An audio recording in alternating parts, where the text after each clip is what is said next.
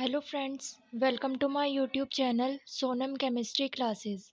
Friends, this is the lecture number 7th of BSc second semester Chemistry Important Question Series. तो friends, जैसा कि आप जानते हैं कि मैं काफ़ी दिनों से आपको बीएससी सेकंड सेमेस्टर केमिस्ट्री के जो इम्पोर्टेंट क्वेश्चंस हैं उन पर लेक्चर्स प्रोवाइड कर रही हूँ। तो प्रीवियस कुछ लेक्चर्स में मैंने आपको unit first that is chemistry of carbohydrate के इम्पोर्टेंट टॉपिक्स कवर करा दिए हैं। आज के लेक्चर में हम जो हमारी बीएससी सेकंड सेमेस्टर केमिस्ट्री के एग्ज़ाम के पॉइंट ऑफ व्यू से इम्पोर्टेंट एक long answer type question cover करेंगे। तो अगर आपके एग्ज़ाम सब्जेक्टिव पैटर्न में होते हैं तो ये क्वेश्चन आपके लिए काफ़ी इंपॉर्टेंट है। ये लॉन्ग आंसर टाइप क्वेश्चन में 15 मार्क्स में पूछा जा सकता है। Now without wasting our time let's start our lecture. Friends, question क्या है हमारा? What are carbohydrates? How will you convert aldose to ketose sugar? Hindi में हम यहाँ पे लिखा है कार्बोहाइड्रेट क्या होते हैं, कैसे एक एल्डोज शर्करा को कीटोज शर्करा में बदलते हैं। तो सबसे पहले हम देखते हैं कार्बोहाइड्रेट की डेफिनेशन कि कार्बोहाइड्रेट होते क्या है। देन हम डिस्कस करेंगे कि कैसे हम एक एल्डोज शुगर को कीटोज शुगर में कन्वर्ट कर सकते हैं। तो फ्रेंड्स, हमारी जो कार्बोहाइड्रेट की जनरल डेफिनेशन होती है उसके अकॉर्डिंग कार्बोहाइड्रेट क्या होता है, हाइड्रेट्स ऑफ कार्बन होते हैं। यानी कि यहाँ पर क्या होगा, जो कार्बोहाइड्रेट का मोलिकुलर फॉर्मूला होता है वो क्या होगा हमारा CnH2O। यानी कि यहाँ पर क्या होगा, हमारे कार्बोहाइड्रेट में n नंबर के कार्बन होंगे और n नंबर के H2O मॉलिक्यूल होंगे। लेकिन ये जो डेफिनेशन थी, या हम कहें कि ये जो मॉलिकुलर फॉर्मूला है वो सारे कार्बोहाइड्रेट के लिए अप्लाई नहीं हो रहा था। इसलिए इसकी एक स्टैंडर्ड डेफिनेशन आई जिस पर हम अभी बात करेंगे। फ्रेंड्स, इसकी स्टैंडर्ड डेफिनेशन होती है carbohydrates are optically active polyhydroxy aldehyde और पॉलीहाइड्रोक्सी कीटोन्स। तो कार्बोहाइड्रेट कैसे कंपाउंड्स होते हैं, ऑप्टिकली एक्टिव कंपाउंड होते हैं। अब ये ऑप्टिकली एक्टिव का मतलब क्या है, जो हमारे कार्बोहाइड्रेट्स होते हैं उनकी एक स्पेसिफिक केमिकल प्रॉपर्टी होती है जिसे हम बोलते हैं ऑप्टिकली एक्टिव होना। अगर इसका मैं थोड़ा सा आइडिया आपको दे देती हूँ। जैसे अगर हम बात करें ग्लूकोज की, तो अगर हम क्या करें, एक ग्लूकोज का सॉल्यूशन हम बनाएं। हमने कंटेनर में क्या करा, ग्लूकोज का सॉल्यूशन बनाया, यानी कि ग्लूकोज को पानी में घोला तो उसका एक्वस सॉल्यूशन बन गया। अब हम क्या करें, सॉल्यूशन से एक प्लेन पोलराइज्ड लाइट पास करें। प्लेन पोलराइज्ड लाइट क्या होती है, जनरल लाइट होती है वो सारे डायरेक्शन में फैली हुई होती है। लेकिन जो हमारी प्लेन पोलराइज्ड लाइट होती है वो सिर्फ एक ही डायरेक्शन में होती है। तो हम किसी सोर्स से हम क्या करेंगे, प्लेन पोलराइज्ड लाइट पास करेंगे जो इस सॉल्यूशन से होकर गुजरेगी। अब ये जो सॉल्यूशन है, ये सॉल्यूशन क्या करता है, इस प्लेन पोलराइज्ड लाइट को रोटेट कर देता है, या तो क्लॉकवाइज या फिर एंटी क्लॉकवाइज। इसी प्रॉपर्टी को हम बोलते हैं ऑप्टिकली एक्टिव। और यहाँ पर ये जो रोटेशन होती है वो एक स्पेसिफिक वैल्यू होती है, न्यूमेरिकल वैल्यू होती है, जो हमारे जितने भी हमारे कार्बोहाइड्रेट होंगे, डिफरेंट कार्बोहाइड्रेट डिफरेंट ये वाली वैल्यू जो होती है, स्पेसिफिक रोटेशन बोलते हैं हम इसे, ये वैल्यू देते हैं। तो ये जो केमिकल प्रॉपर्टी होती है इसे ही हम बोलते हैं ऑप्टिकली एक्टिव। पॉलीहाइड्रोक्सी का मतलब क्या है, पॉली का मतलब होता है एक से ज़्यादा, हाइड्रोक्सी यानी कि हाइड्रोक्सिल ग्रुप। यानी कि यहाँ पे क्या होंगे, पॉली हाइड्रोक्सी ग्रुप होंगे, एक से ज़्यादा हाइड्रोक्सिल ग्रुप प्रेजेंट होंगे। और और साथ में कौन सा फंक्शनल ग्रुप हो सकता है, या तो एल्डिहाइड जिसे हम बोलते हैं CHO, या फिर हो सकता है हमारा कीटोन जिसे हम बोलते हैं C डबल बॉन्ड O। तो ये होता है हमारे कार्बोहाइड्रेट। और एक और प्रॉपर्टी क्या है कि ये जो कार्बोहाइड्रेट होंगे ये कार्बोहाइड्रेट की स्मॉलर यूनिट्स में टूट जाएंगे। जैसे अगर हमारा डाइसैकेराइड है, सुक्रोज क्या होता है हमारा, डाइसैकेराइड होता है, यानी कि ये कार्बोहाइड्रेट की दो यूनिट से मिलकर बना है। तो अगर हम इसे हाइड्रोलिसिस करेंगे इसका, तो ये क्या हो जाएगा, ग्लूकोज और फ्रक्टोज में ब्रेक डाउन हो जाएगा। लेकिन अगर हमारी क्या है, कार्बोहाइड्रेट की जो स्मॉलेस्ट यूनिट होती है जिसे हम बोलते हैं मोनोसेक्राइड, यानी कि ग्लूकोज और फ्रक्टोज, ये क्या है, मोनोसेक्राइड है। ये और स्मॉल यूनिट ऑफ कार्बोहाइड्रेट में नहीं टूट सकते। तो ये हमारे क्या होंगे, ये स्मॉल यूनिट में नहीं टूटेंगे। लेकिन अगर हमारे डाइसेक्राइड या फिर पॉलीसेक्राइड होंगे, वो क्या हो जाएंगे, कार्बोहाइड्रेट की स्मॉलर यूनिट्स में ब्रेक डाउन हो जाएंगे ऑन हाइड्रोलिसिस, यानी कि हाइड्रोलिसिस करने पर। कार्बोहाइड्रेट के एग्जाम्पल हमारे हो सकते हैं sucrose, glucose, fructose, lactose etcetera.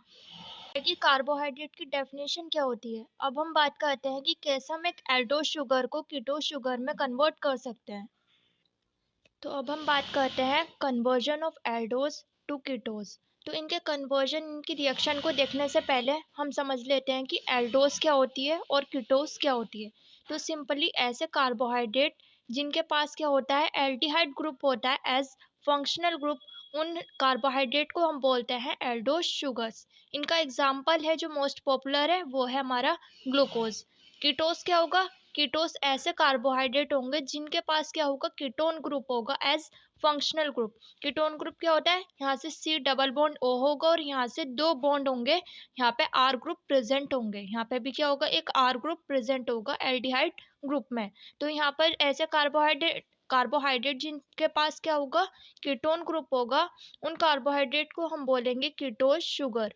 इसका एग्जाम्पल है हमारा फ्रक्टोज। अब हम देखते हैं कि कैसे हम एक ग्लूकोज को फ्रक्टोज में कन्वर्ट कर सकते हैं, या फिर जनरली अगर हम बोलें तो क्या, एल्डोज को हम कीटोज में किस तरह से कन्वर्ट करेंगे। तो एक हमारा मैकेनिज्म होगा जिसे हम फॉलो करेंगे। तो यहाँ पे हम लिखा है an aldose sugar can be converted into its functional isomer that is ketose by following steps. तो ये जो एल्डोज और कीटोज होते हैं ये क्या होते हैं, फंक्शनल आइसोमर होते हैं, यानी कि इनका मॉलिक्यूलर फॉर्मूला तो सेम होगा लेकिन इनके जो फंक्शनल ग्रुप होंगे वो डिफरेंट होंगे, जिसकी वजह से इनकी केमिकल या कहें फिजिकल प्रॉपर्टी डिफरेंट हो जाएगी। तो अब हम इसका कन्वर्जन देखेंगे। तो यहाँ पर मैंने क्या लिया है, डी ग्लूकोज लिया है जो कि क्या है, एक एल्डो एल्डोज शुगर है। तो यहाँ पे हम देख सकते हैं क्या है, यहाँ पे एल्डिहाइड ग्रुप प्रेजेंट है, ये क्या है, सेकंड कार्बन पे एक हाइड्रोक्सिल, एक हाइड्रोजन इधर है, और यहाँ पे क्या होंगे हमारे 3 टाइम्स किसका होगा, CHOH होगा, और लास्ट में हमारा CH2OH। तो ये क्या है, हमारी open chain structure of D glucose है। अब हम इसकी क्या कराते हैं, रिएक्शन कराते हैं 3 मॉलिक्यूल किसके, फिनाइल हाइड्रोजीन के। ये इसका मॉलिक्यूलर फॉर्मूला है and that is C6H5 NH2। तो यहाँ पे C6H5 का मतलब हम जानते हैं कि जो हमारी रिंग होती है बेंजीन रिंग, उसको हम बोलेंगे C6H5, जिसमें से एक हाइड्रोजन रिप्लेस करके हम क्या कर देंगे, वहाँ पर ये ग्रुप जोड़ देंगे। अब ये जो 3 फिनाइल हाइड्रोजन के मॉलिक्यूल होते हैं वो क्या होते हैं, एक मैकेनिज्म से इस पर जुड़ते हैं, और उसके बाद जो हमारा ये प्रोडक्ट आता है जिसे हम बोलते हैं ग्लूकोज ओसाजोन, और यहाँ पे क्या हो जाता है, हमारा प्रोडक्ट ये वाला बन जाता है जिसमें ये डबल बॉन्ड से एक जो हमारा पहला वाला एल्डिहाइड ग्रुप होगा उसमें ये डबल बॉन्ड से नाइट्रोजन हाइड्रोजन C6H5, यानी कि हमें 2 मॉलिक्यूल दिख रहे हैं यहाँ पे फिनाइल हाइड्रोजन के, लेकिन तीसरा मॉलिक्यूल कहाँ गया। तो ये मैं आपको मैकेनिज्म इसका बता देती हूँ कि ये कैसे, ये 3 फिनाइल हाइड्रोजन के जो मॉलिक्यूल होंगे वो डी ग्लूकोज से रिएक्शन करेंगे। तो यहाँ पे मैकेनिज्म में हमने क्या लिया है, ओपन चेन स्ट्रक्चर लिए किसकी, डी ग्लूकोज की। अब मैंने यहाँ पे क्या लिया था, 3 मॉलिक्यूल दिखाए थे आपको डायरेक्टली, लेकिन मैंने यहाँ पे आपको दिखाऊंगी कि इस तरह से ये तीनों मॉलिक्यूल इस डी ग्लूकोज के साथ क्या करते हैं, रिएक्ट करते हैं। तो सबसे पहले मैंने एक मॉलिक्यूल लिया है किसका, फिनाइल हाइड्रोजन का। तो फिनाइल हाइड्रोजन का एक मॉलिक्यूल किस तरह से रिएक्ट करेगा, जो ये हमारा डी ग्लूकोज होगा इसका जो एल्डिहाइड ग्रुप होता है, यहाँ पर क्या होगा, ये डबल बॉन्ड होगा ऑक्सीजन के साथ और एक हाइड्रोजन होगा। अब हम एक फिनाइल हाइड्रोजन में देख रहे हैं कि एंड में हमें क्या दिख रहा है, NH2 दिख रहा है, यहाँ पे सिर्फ H2 देखेंगे अभी फिलहाल, तो यहाँ पे H2 दिख रहा है। तो ये क्या होता है, ये जो 2 हाइड्रोजन होते हैं इस एल्डिहाइड ग्रुप के ऑक्सीजन से रिएक्ट करके क्या बना लेते हैं, वाटर मॉलिक्यूल बना लेते हैं। तो अब यहाँ पे क्या हुआ होगा कि ये जो नाइट्रोजन है, ये नाइट्रोजन से ये 2 हाइड्रोजन डबल बॉन्ड से जुड़े हुए हैं, एक हाइड्रोजन और दूसरा हाइड्रोजन, और ये भी क्या है, हमारे इस कार्बन से ये ऑक्सीजन डबल बॉन्ड से जुड़ा हुआ है।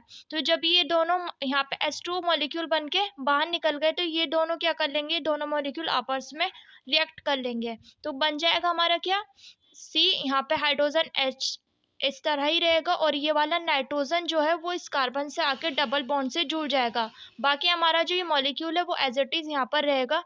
तो आप देख सकते हैं मैंने यहाँ पे और खोल के दिखा दिया है, नाइट्रोजन नाइट्रोजन इस नाइट्रोजन से एक हाइड्रोजन यहाँ पर जुड़ जाएगा, और C6H5 हमारी जो रिंग होती है वो एज इट इज यहाँ पर रहेगी।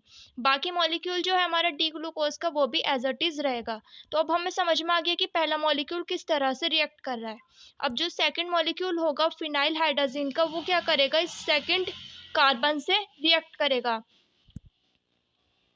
तो यहाँ पर मैं क्या करती हूँ कि यहाँ पे आपको मैं अलग करके ये दिखा रही हूँ कि किस तरह से ये 2 मॉलिक्यूल आके रिएक्ट करेंगे। तो ये बाकी स्ट्रक्चर हमारी ऐसी रहेगी, तो ये हो जाएगा हमारा OH, और ये मैंने ये ऐसे ही रहने दिया। बाकी स्ट्रक्चर हमारी ये C वाला, ये ऊपर वाला कार्बन और नीचे वाला कार्बन एज इट इज रहा। अब यहाँ पे क्या लिया है मैंने, दूसरा जो मॉलिक्यूल है फिनाइल हाइड्रोजन का, वो यहाँ पर मैंने ले लिया है, डेट इज C6H5NH NH2। तो यहाँ पे हम देख रहे हैं क्या आ रहा है, NH2 आ रहा है। NH2 क्या कहता है, यहाँ से ऑक्सीजन से एक हाइड्रोजन जुड़ा है, उसके साथ रिएक्ट करके क्या बना लेगा, NH3 बना लेगा, और वो क्या है हमारी अमोनिया, यहाँ से गैस रिलीज हो जाएगी।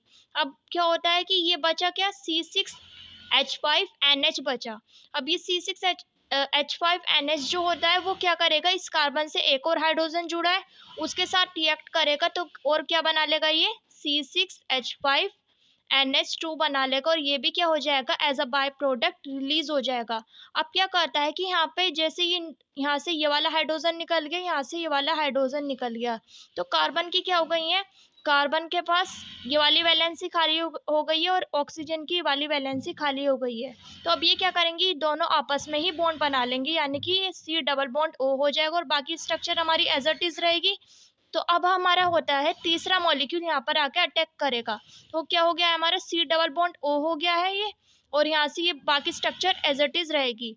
अब मैं तीसरा मॉलिक्यूल यहाँ पे लेकर आ रही हूँ फिनाइल हाइड्रोजन का, तो वो क्या है हमारा C6H5NH2।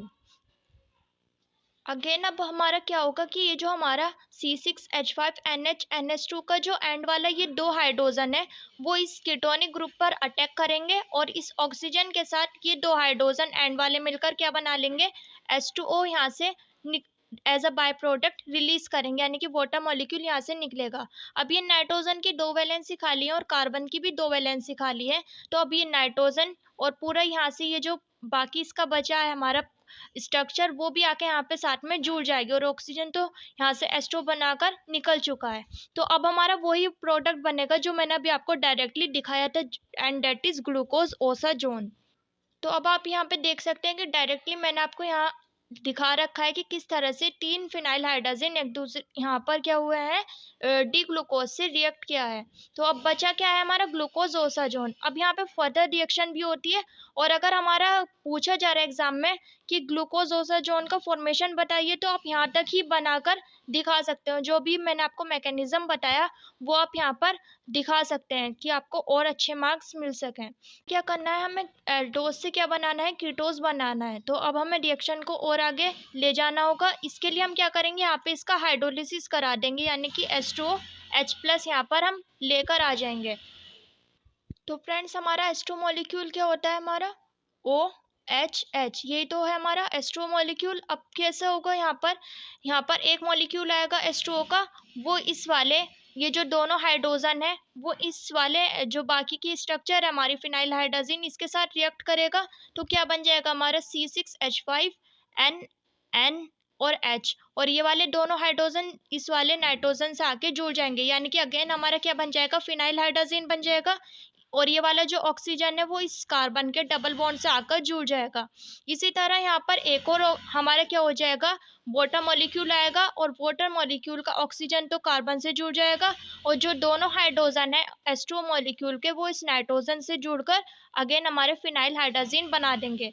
तो अब हमारा क्या होगा, यहाँ से 2 फिनाइल हाइड्रोजन के मॉलिक्यूल यहाँ से रिलीज हो जाएंगे, और ये बाकी स्ट्रक्चर हमारी कैसे कन्वर्ट हो जाएगी, यहाँ से C हाइड्रोजन ऐसे ही रहेगा, ऑक्सीजन यहाँ पर आकर जुड़ जाएगा, और ये स्ट्रक्चर हमारी फिनाइल हाइड्रोजन में कन्वर्ट हो चुकी है और रिलीज हो चुकी है, तो यहाँ पर भी डबल बॉन्ड O आ जाएगा, और बाकी स्ट्रक्चर जो है हमारी ओसाजोन की वो क्या हो जाएगी, एज इट इज रहेगी। अब ये ओसाजोन तो नहीं रहा।